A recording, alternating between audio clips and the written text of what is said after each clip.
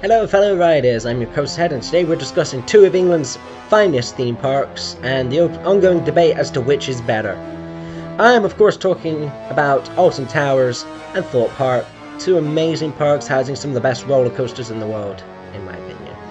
I'll be comparing each main roller coaster from Thorpe Park with its closest counterpart from Alton Towers.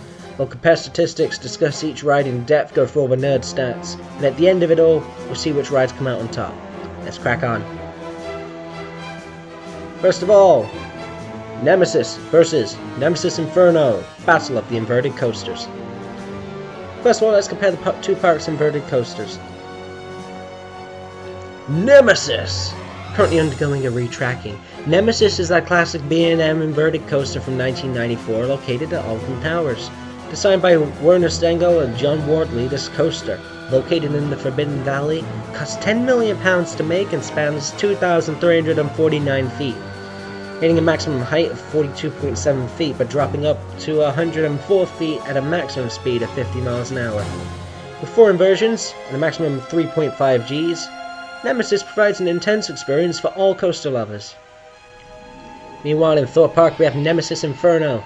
Only costing £8 million, this 2003 inverted coaster opened as a sister location to the legendary Nemesis, featuring 4 inversions, maximum height of 95 feet with a drop of 92 feet, and a top speed of 50 miles an hour. This coaster spans 2,460 feet, making it slightly longer than its more famous sibling. However, this ride hits 4.5 Gs, making it a more intense experience.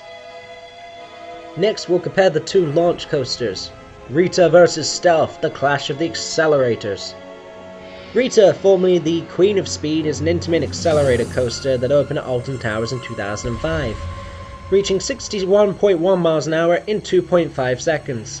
Costing £8 million, this ride uses hydraulics to launch you into 4.5 Gs around 2,100 feet of track with a maximum height of 60 feet, though only lasting 25 seconds in total. Rita is short, fast, curvy, and fun to ride. Stealth opened in 2006 at Thorpe Park, also an intimate accelerator coaster built for £12 million, accelerating from 0 to 80 miles an hour in 1.8 seconds, launching riders up a 205-foot top hat at 4.5 Gs with maximum angles of 90 degrees. The track's length is 1,312.3 feet, and the ride only lasts 12 seconds. As the fastest roller coaster in the UK, don't blink or you'll miss it. This fact changes when Hyperia opens in 2024. Now we're going to compare the former record holders of the world's steepest drop. Oblivion vs. Saw, the ride. Duel of the Drops. Opened in 1998 as the world's first B&M dive coaster. This £12 million Oblivion sits 65 feet above ground and drops 180 feet at an 87.5 degree angle, reaching 68 miles an hour in a track spanning 1,224 feet and lasting 75 seconds. With an intense 4.5 Gs and that suspended release at the top, Oblivion forces riders to face their fears and looking into that dark abyss. Speaking of fears, Gus Lauer created a Eurofighter in 2009 branded as the world's first horror movie roller coaster. Or just ignore Revenge of the Mummy then. Themed on the iconic franchise Saw. Boasting a 100-foot vertical chain lift into a 100-degree drop, this £13.5 million coaster reaches speeds of 55 miles an hour, performing 3 inversions during its 2,362-foot track, which lasts 100 seconds and features multiple jigsaw traps throughout. Next one here. 2 ways to fly here, either underneath the track or on the wings. Air vs. Swarm, the struggle for the skies. Currently known as Galactica, real fans will call it Air, Europe's first flying coaster, second in the world due to some pesky Vacomas in America. A prototype of what would become a very successful B&M model, Alton Towers' £12 million aerial inversion ride, or Air, gives you the feeling of flying as you lay facing the floor, zipping through the 2 inversions at a top speed of 47 miles an hour. The 2002 ride is 66 feet tall and the track spans 2,760 feet. As the only flying coaster of its type, it's a very unique experience among Brits. The only other thing close to this in England is Hero, that nasty Zamperla up north. Air is a very relaxing roller coaster. Meanwhile, an equally rare opportunity can be experienced at Thorpe Park with 2012's The Swarm, which was the UK's only wing coaster until 2023 when Mandrill Mayhem, the family-friendly launched boomerang wing coaster Jumanji ride, opened. The Swarm remains the UK's only wing coaster with a chain lift, I guess. There aren't many wing coasters in the world, so they're pretty rare. Nothing above, nothing below, an unprecedented feeling of freedom, as manufacturers Bolliger and Mabillard describe it. The Swarm reaches a maximum speed of 59 miles an hour as it flies through 4 inversions and billboard on its 2,543-foot track. The most unique element, though, would be the world's first dive drop element at its maximum height of 127 feet. The Swarm reaches 4.5 Gs and costs a whopping £18 million to make. Alright, next we've got the Battle of the Big Inverters, featuring the current record holder for most inversions and its predecessor. 14 inversions, 52.8 miles an hour, 3,838.6 feet of track, 94.8 feet maximum drop, 4.6 Gs, £18 million. The world's first Gerstlauer Infinity coaster, the record-smashing Smiler, opened in 2013 at Alton Towers after one of the most unique advertising campaigns, and soon became one of the most infamous roller coasters in the world. With a theming as twisted as the track itself, the Smiler is one of the best roller coasters in the world, and a must-ride for inversion enthusiasts.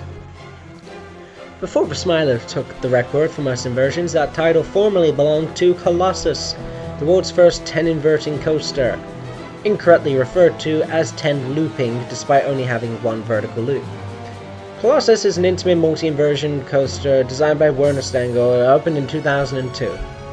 Costing £13.5 million, Colossus drops 97 feet from a height of 98 feet, spans 2,789 feet, reaches a top speed of 45 miles an hour, and achieves 4.2 Gs as it zips through a vertical loop, a cobra roll, 2 corkscrews, a quadruple heartline roll, and a final anti-clockwise heartline roll. Okay, spooky scary family coasters now. 13 versus The Walking Dead The Ride, Fight of the Fear coasters. Costing £15 million, the 2010 attraction 13 opened at Alton Towers after an overhyped advertising campaign leading to the ride to critical failure. This intimate multi-dimension coaster reaches a height of 65.6 feet and has a drop of 60 feet. The track spanning 2,480 feet with a top speed of 42 miles an hour and achieving 3.2 Gs. 13, as most secret weapons do, gave us the world's first vertical free-fall drop too, inside of a crypt located in the dark forest.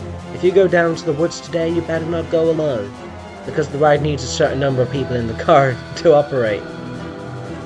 Meanwhile at Thorpe Park, a Vekoma Enigma model, formerly a family-friendly indoor dark coaster called X, got a lovely family makeover and became The Walking Dead The Ride in 2018. Its stats include a height of 41.7 feet, a drop of 32 feet, 2.4 Gs, and a top speed of 27.7 miles an hour, very slow, and a track length of 1,312.3 feet.